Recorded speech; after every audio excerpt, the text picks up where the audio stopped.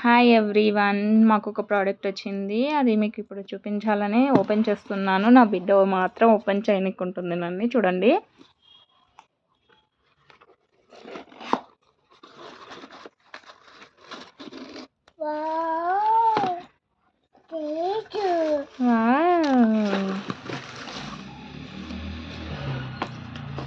The tribe concept నుంచి తెప్పించానండి.